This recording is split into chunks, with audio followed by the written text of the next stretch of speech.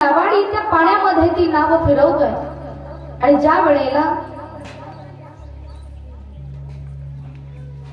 भगवान प्रभू रामचंद्राकडे पाहिलं लक्ष्मणाने आणि लक्ष्मणजी विचारतात, दादा हा नावाडी आपल्याला पाण्यामध्ये असा किती वेळ फिरवणार आहे, हा पलीकडच्या काठाला का नाव लेत नाहीये? त्या वेळेला रामप्रभू त्याला सांगतायत, केवळ अरे आम्हाला पलीकडच्या काठाला नेऊन सोडलं पाहिजेस. त्या वेळेला तो केवट म्हणू लागला, देवा 14 वर्ष तुम्हाला वनवासात काढायचेत ना, आता मग जाऊ द्या ना 1-2 दिवस माझ्या नावेमध्ये. पण भगवान प्रभू रामचंद्र सांगतायत की अरे आम्ही रथामध्ये फिरलो, आम्ही घोड्यावरती फिरलो, पण नावेमध्ये जास्त प्रवास आम्ही केलेला नाहीये, मला पाण्याची भीती वाटते. ज्या वेळेला प्रभू असं सांगतात त्या वेळेला तो केवट बोलू लागला, देवा जर तुम्हाला पाण्याची भीती वाटते ना, मग तुम्ही माझ्या हाताला धरा ना. देव म्हणतात, अरे असं का बोलतोयस तू, मी तुझ्या हाताला का धरलं पाहिजे? त्या वेळेला तो केवट सांगतो, देवा एखाद्या वेळेला मी जर तुमच्या हाताला धरलं तर मी जीव आहे आणि जीवाचा स्वभाव असा आहे, देवाचा हात कधी धरतोही आणि कधी सोडूनही देतो. जीवावर एखादं संकट जर ओढवलं तर हा जीव देवाचा धावा करतो.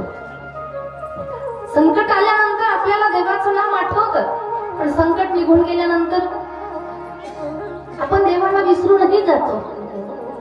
हा जीव असा आहे, याचं प्रेम म्हणजे सिजनेबल आहे, टेम्पररी, कामापुरतं आहे. एखाद्या वेळेला मी जर तुमचा हात धरला देवा तर मी हात सोडण्याची शक्यता आहे, म्हणून तुम्ही माझा हात धरा. कारण तुम्ही जर एका जीवाचा हात धरला ना की मग ह्या संसार रूपी भवसागर तरुण जायला वेळ लागणार नाही.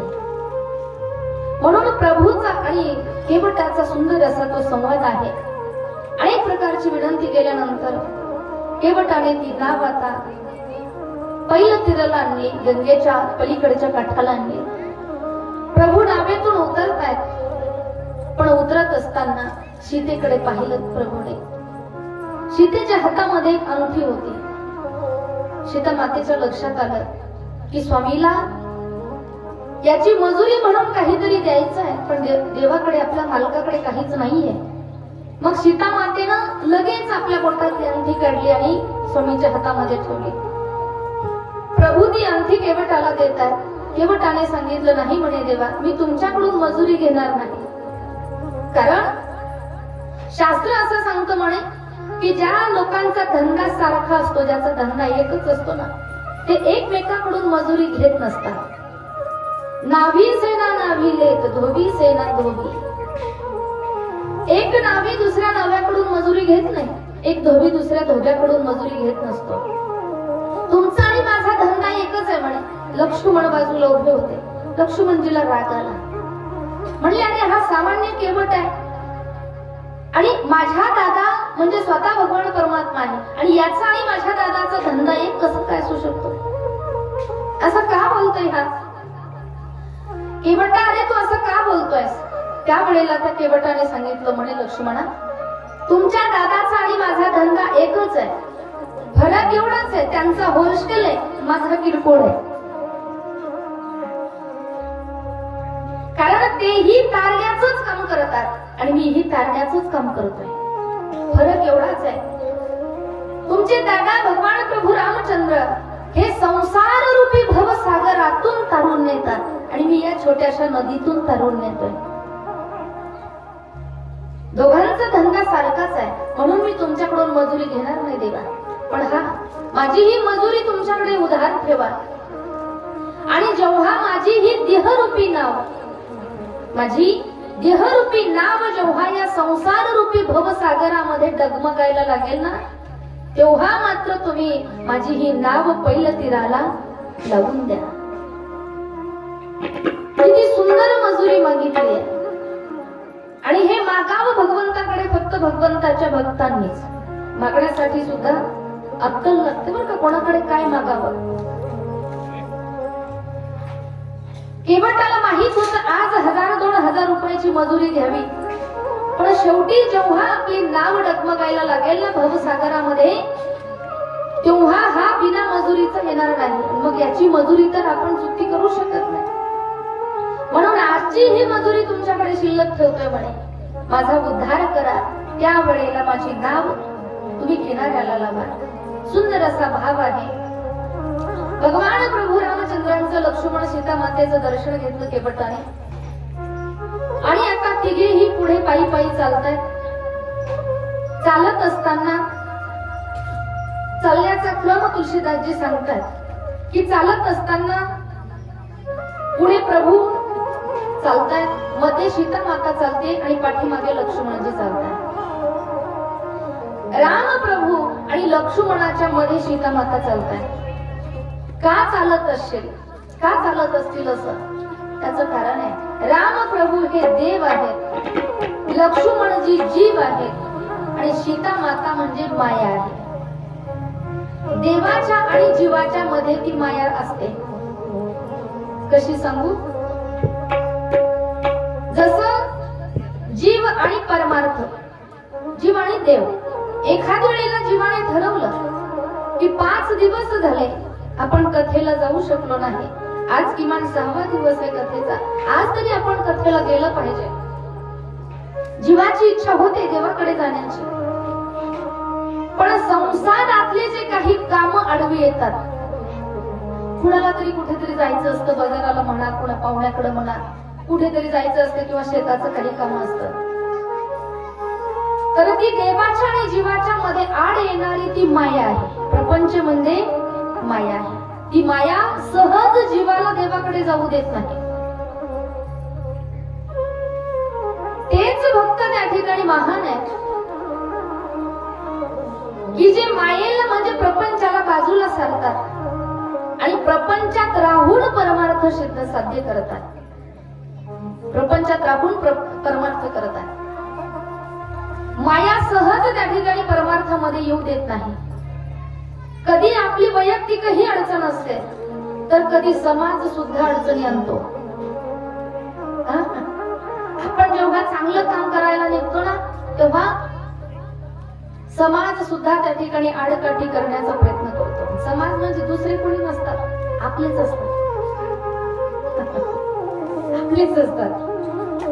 आणि आपल्या समाजामध्ये एक खूप वाईट सवय ज्याला आपण म्हणूकडे, आपल्या लोकांना आपला माणूस पुढे गेलेला कधीच खपत नाही. आपल्या गावात कसं आहे माहित नाही मला, पण आपला कुणीतरी पुढे चाललाय ना, मग त्याला मागं कसं बोलायचं हे धोरण आपलं असतं.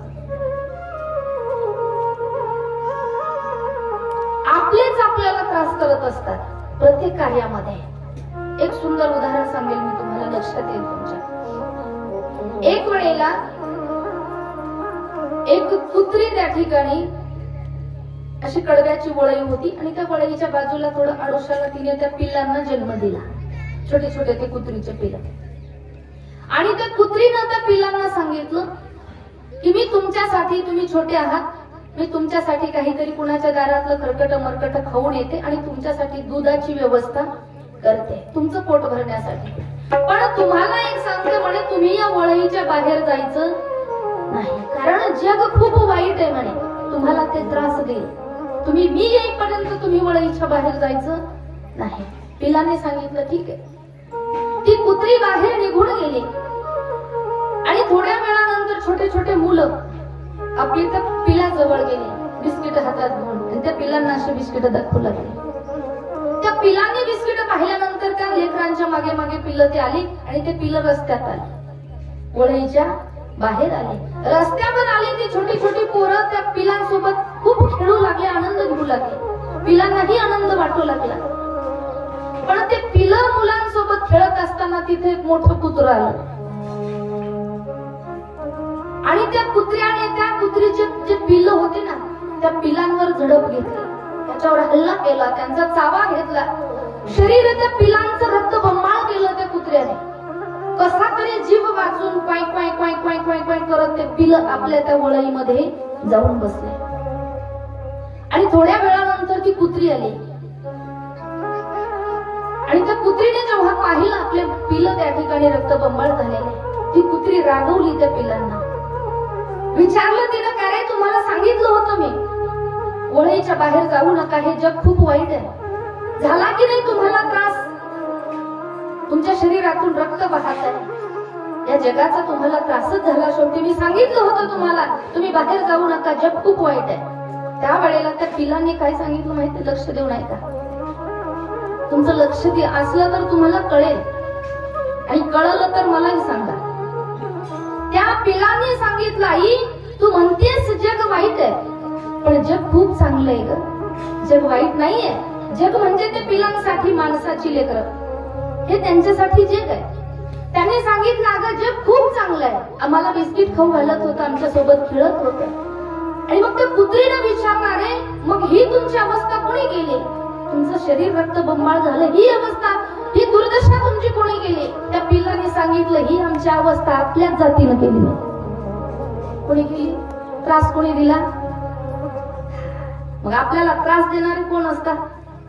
आपलेच असतात.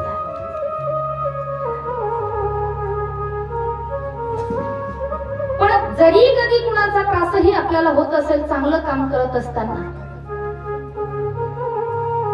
आपण त्यांच्याकडे लक्ष द्यायचं नसतं. समाज असो, फक्त 2 गोष्टीला आपण घाबरलं पाहिजे. आपण जे कार्य करतोय ते काम तर चुकीचं नाहीये ना, हा विचार आपण केला पाहिजे. आपण 2 गोष्टीला घाबरलं पाहिजे. परमार्थ करत असताना पापाला घाबरलं पाहिजे, आणि प्रपंच करत असताना आपल्या बापाला घाबरलं पाहिजे. जो पापाला घाबरतो त्याचा परमार्थ सफल आहे, आणि तो बापाला घाबरतो त्याचा प्रपंच सफल असतो. आपण काही पाप तर करत नाही, आपण कुठे चोरी तर करत नाही, आपण चुकीचं तर काम करत नाही ना, हा विचार करायचा फक्त. बाकी चांगलं काम करत असताना समाजाचा विचार करायचा नाही, कारण समाज चांगलं काम करत असताना त्रास देत असतो. आता आम्ही इथपर्यंत आलोय तुमच्या डोळ्यासमोरच. अगोदर जेव्हा सुरुवातीला आलो होतो कंडारीला, त्यावेळेस खाली होते मी. इथं कुठं होते? भजन करायला आले होते सुरुवातीला, तेव्हा खाली मंडपात होते. नंतर त्याच्यानंतर कीर्तनाला आले, हो ना, त्याच्यानंतर परत कथेला आले, आणि आता परत बरं. एवढा माझा तिथून इथपर्यंतचा जो प्रवास आहे तो एवढा सहज झाला असेल का? काय वाटतं तुम्हाला? नावही ठेवणारे भेटले, आड काठ्या घालणारे हे भेटले, पण समाजाचा जर विचार केला असता मी, तर मी इथपर्यंत पोहोचले नसते. कारण मी फक्त एकच विचार केला, आपण जे करतोय ते चांगलं करतोय, आपण जे काम करतोय ते चांगलं करतोय, त्यामध्ये आपलंही हित आहे आणि आपल्या माध्यमातून समाजाचंही हित होत, आणि बदल होत असतो. एक दिवस जी लोक आपल्याला नाव ठेवत असतात ना, एक दिवस तेच आपल्याला मान्यही करत असतात. जे लोक, आता नाव नाही सांगणार मी, पण जे लोक सुरुवातीला आम्हाला विरोध करत होते ना, तेच आज स्टेजवर येऊन पाय पडतात. आणखी काय पाहिजे? झाला ना विजय आपला. मग प्रत्येक क्षेत्रामध्ये त्रासही सहन करावा लागतो. सगळं मागे टाकून परमार्थाच्या रस्त्याने चालत राहावं लागतं. मी सांगत होते की कधी माया म्हणजे प्रपंचही आपल्याला अडवा येतो. जीवाच्या आणि देवाच्या मध्ये ही माया आहे. सीता माता आज लक्ष्मण आणि राम प्रभूच्या मध्ये चालते. तिघेही चालत चालत चालत आता त्या ठिकाणी भारद्वाजींच्या आश्रमावरती पोहोचतात. भारद्वाजींच्या आश्रमावरती एक मुक्काम थांबले, आणि दुसऱ्या दिवशी पुढचा प्रवास करत असताना भारद्वाजींना विचारलं रामप्रभूंनी की बाबा, आम्हाला आता वनवासाच्या दिशेने जायचंय, मग कोणत्या रस्त्याने जावं? आता वास्तविक पाहिलं तर तो भगवान परमात्मा होता. ही सृष्टीच ज्याने बनवली आहे, हे रस्ते ज्याने बनवले त्याला रस्ता विचारण्याची गरज नव्हती.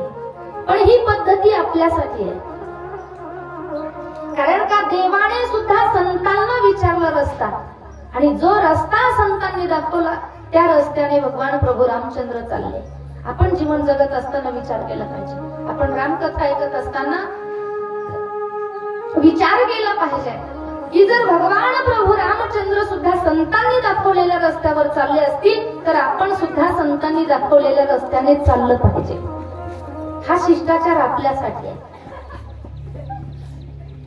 आणि त्या मार्गाने जर आपला मार्ग चालू असेल ना तर मग कुठेही गुंता पडू शकत नाही. तेने जी मार्गे चालू जातात न पडे गुंता कोठे काही. कोणत्या मार्गाने? मार्ग दावून गेले आधी दयानिधी संत पुढे.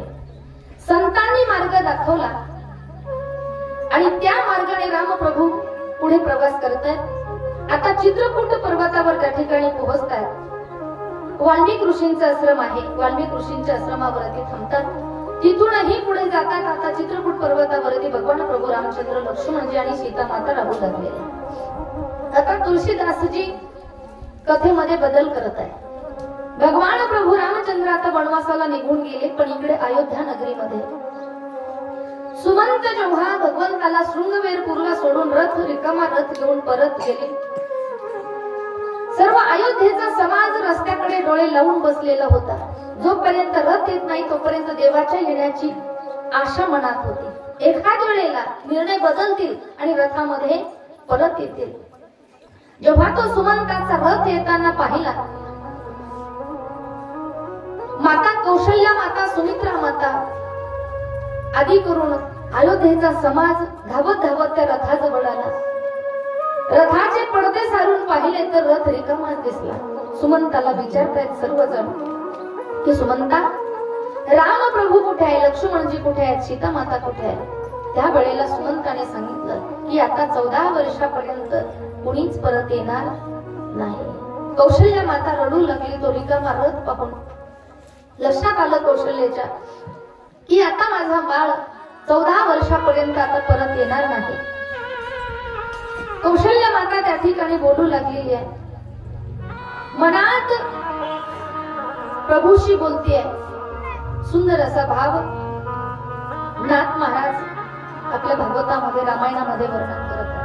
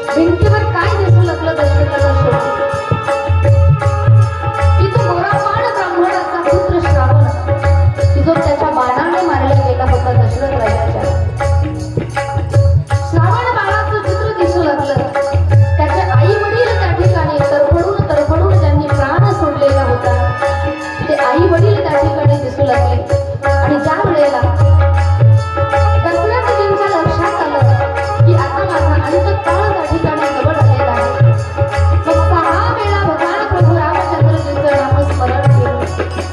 श्रीराम श्रीराम श्रीराम म्हणत म्हणत दशरथजी रामप्रभूचं नामस्मरण करत रामप्रभूचं रूप डोळ्यामध्ये साठवत रामप्रभूच्या विरहामध्ये दशरथजींनी आपला प्राण सोडला. आणि जेव्हा दशरथाने प्राण सोडला सर्व राण्या त्या ठिकाणी रडू लागल्या, सर्व अयोध्येचा समाज रडू लागला. धर्मात्मा राजा होता दशरथ, प्रजेचं पुत्रवत पालन करणारा राजा दशरथ. आज एक राजा वनवासाला निघून गेला आणि एक राजा हा लोक सोडून निघून गेला. सर्व समाज त्या ठिकाणी रडू लागला. वशिष्ठजी विश्वामित्रजी महालामध्ये आले. वशिष्ठजींनी 2 सेवक पाठवले भरत आणि शत्रुघ्नाला आणण्यासाठी. भरत शत्रुघ्न मामाच्या गावाला गेलेले होते. ज्या वेळेला भरत शत्रुघ्न रथात बसतात, अयोध्येच्या द्वारावरती जेव्हा महाद्वारावरती तो रथ आला, भरत शत्रुघ्न त्या ठिकाणी महाद्वारावरती आले, पण आज द्वारावरती कोणीच भेटायला आलेलं नव्हतं. शत्रुघ्न विचारतात भरताला, दादा प्रत्येक वेळेला आपण जेव्हा मामाच्या गावावरून येतो तेव्हा आपली आई कौशल्या माता सीता भाभी आपली आरती ओवाळण्यासाठी दारावर पाणी तुकडा ओवाळण्यासाठी उभी असायची. आज दारावर आपल्यासाठी ओवाळण्यासाठी आपल्या स्वागतासाठी कोणीच उभं नाहीये. काय प्रकार असला पाहिजे. सर्व अयोध्या नगरी त्या ठिकाणी शांत दिसू लागली.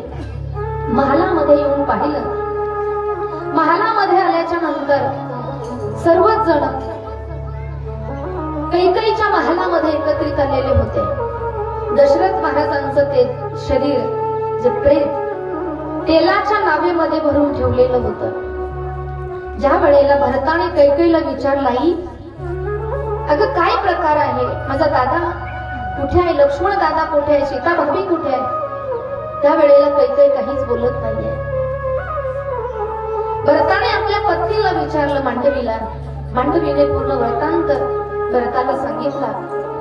आणि भरत कैकेयीने जेव्हा सांगितलं, भरता तुझ्यासाठी मी राज्यगादी मागून घेतली आणि म्हणून तुझ्या दादाला वनवासाला पाठवलं. भरत आपल्या आईला त्या ठिकाणी अभद्र बोलू लागला. खऱ्या अर्थाने तू माय नाहीयेस म्हणे माझी, तू माझी वैरी नाहीस, माताण तू वैरीने. अश्वपतीची नव्हेस कन्या, नव्हेस माझी माय, तू माझी माय नाही होऊ शकत. माझं सुख कशात आहे हे तुला खऱ्या अर्थाने माहित नाहीये. माझा दादा जर दुःखी असेल, वनवासात असेल, तर मीही या राज्याचा स्वीकार करणार नाही.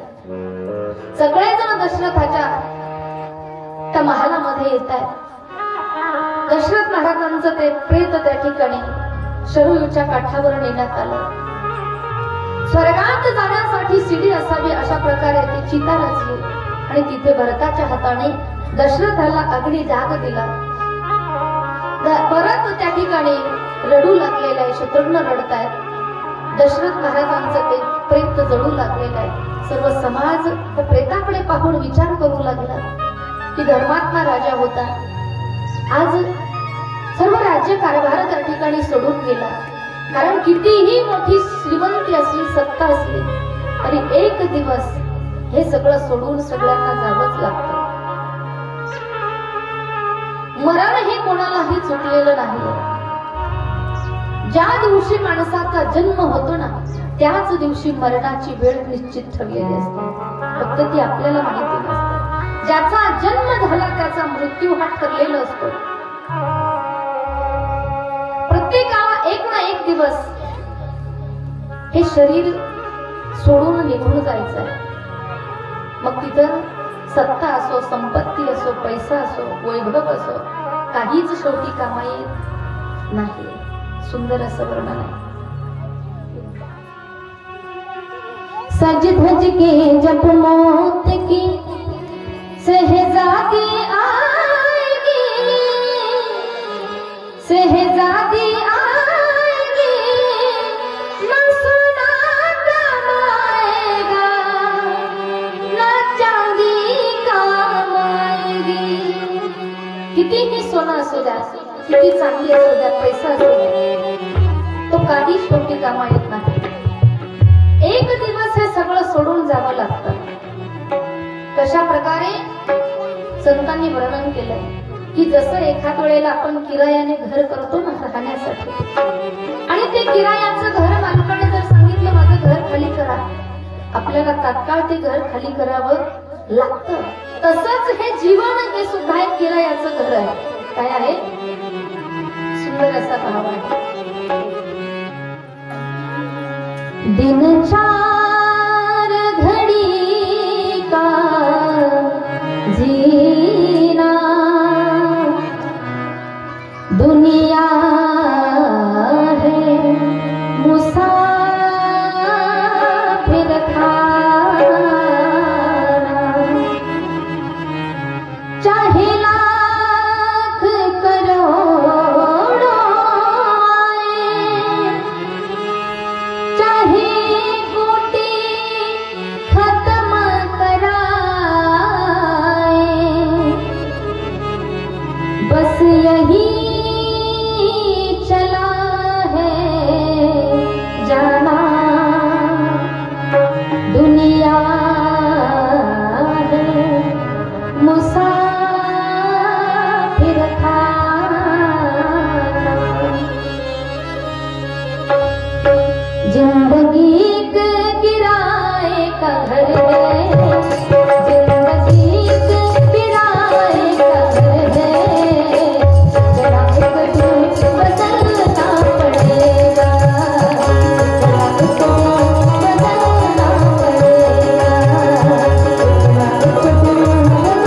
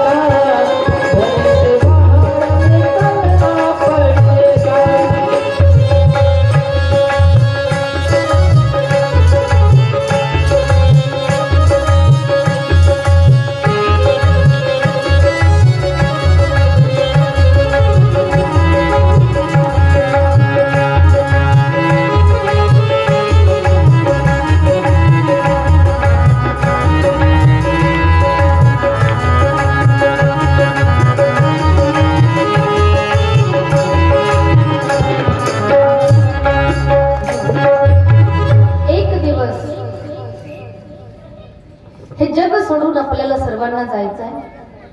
आज दशरथ महाराजांचा देहांत झाला आणि अंतविधी झाल्यानंतर तो आदरणारा आवाज कमी करणार दादा.